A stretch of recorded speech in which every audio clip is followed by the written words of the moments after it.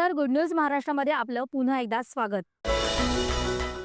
लिंग भेदभावाच्या मानसिकतेमुळे कुटुंबापासून दूर होऊन संघर्ष करत आपल्या मुलींचं भविष्य घडवण्याबरोबरच स्वाभिमानाचं जीवन जगत आहेत यवतमाळमधल्या ज्योती राठोड. मुलगा होत नाही म्हणून नाकारल्यानंतर ज्योती यांनी कष्ट आणि जिद्दीनं छोटासा व्यवसाय सुरू करत स्वतःचं आणि मुलींचं आयुष्य मार्गी लावलं आहे.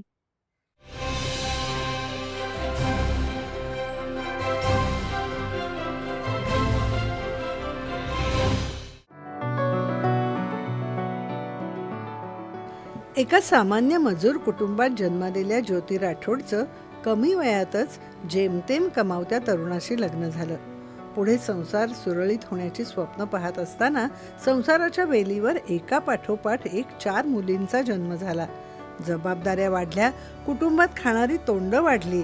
त्यामुळे ज्योतीच्या नवऱ्याची मिळकत कुटुंबासाठी अपुरी पडू लागली. पण तरीही मुलगा हवा यासाठी ज्योतीचा पतीचा हेका सुरू होता. अशा प्रकारे छळाने त्रासाची परिसीमा गाठली. अखेर ज्योतीने हिमतीने पतीपासून वेगळं होण्याचा निर्णय घेतला. पण मुलींच्या भविष्याचं काय? 4 पैसेही गाठीला नव्हते.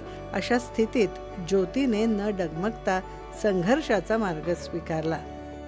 म्हणजे 4 मुली झालं म्हणून माझं नवरा तर सोडूनच गेला आम्हाला. पण मी ना एक छोटीशी दुकान टाकून नाही का आता काय करावं बा आपल्या पोरीचा. मी तो माझी एकदम गंभीर परिस्थिती काढत आजपर्यंत इथपर्यंत आली. मला 700-800 रुपये मी ना कमवून घेतो रोजचं. मी 300 रुपयाची म्हणजे असं 300 रुपये मी रोज म्हणजे एक पुस्तकवर RD म्हणून 300 रुपये रोज भरतो. 500 रुपयामध्ये मी ना माझ्या घरचं खर्च, माझ्या भाड्याचं पैसे, घराचं हे सगळं मी ना भरून नाही का आणि पोरीचं शिक्षण त्याच्यामध्ये भागवत राहतो. ज्योतीने शहरातल्याच स्टेट बँक चौकाजवळ चहाचं छोटंसं दुकान सुरू केलं. यातून 4 पैसे मिळणार होतेच, पण या भागात असलेल्या अनेक दुकानांना, शासकीय कार्यालयातल्या कर्मचाऱ्यांना चहा घेण्यासाठी जवळपास चांगली सोय नव्हती. त्यांचीही निकड ओळखून ज्योतीने या भागात चहाची टपरी सुरू केली. आपल्या कष्टांमुळे लोकांनाही मदत होईल हा विचार तिने केला. चहाची चव उत्तम असल्याने इथे येणाऱ्या लोकांची गर्दी वाढू लागली. त्यामुळे ज्योतीला सुरुवातीला दिवसाअखेर 700 ते 800 रुपयांचा निव्वळ नफा मिळू लागला. तिच्या परिस्थितीत सुधारणा झाली.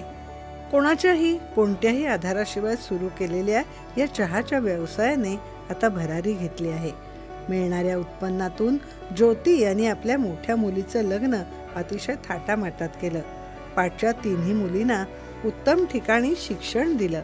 त्या शिक्षण घेत आहेत. माझ्या आईबद्दल तर खूप काही सांगायचं आहे, बट एवढंच सांगू इच्छिते की तिच्या आयुष्यात आलेल्या घडामोडी, चढउतार आणि अनेक आव्हानांना ती समर्थपणे तोंड देत आपल्या जीवनाचा गाडा पुढे नेत आहे. तसेच त्याचबरोबर आपल्या 3ही मुलींना म्हणजे आम्हा सगळ्या बहिणींना उत्तम दर्जेदारपणे शिक्षण देऊन आणि त्यांच्या जीवनाला विधायक वळण देण्याचं ती काम करत आहेत. तर मला एवढंच सांगायचं आहे की ती फक्त माझी आई नसून ती माझ्या आयुष्यातील एक रणरागिणीसुद्धा आहे. आपल्या संघर्षातून ज्योती यांनी आपल्या मुलींच्या जीवनाला दिशा दिली. त्यांच्या स्वप्नाला पंख दिले. त्यांच्या मुलीही भविष्यात चांगलं शिक्षण घेऊन स्वतःच्या पायावर उभ्या राहतील. त्यांच्या भरभराटीतून ज्योती यांच्या कार्यकर्तृत्वालाही नवा आयाम मिळेल यात शंका नाही. दूरदर्शन बातम्यांसाठी आनंद कसंबे, यवतमाळ.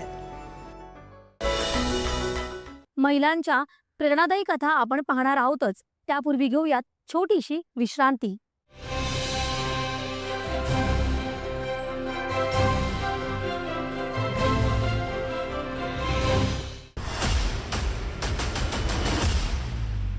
क्रीडा विश्व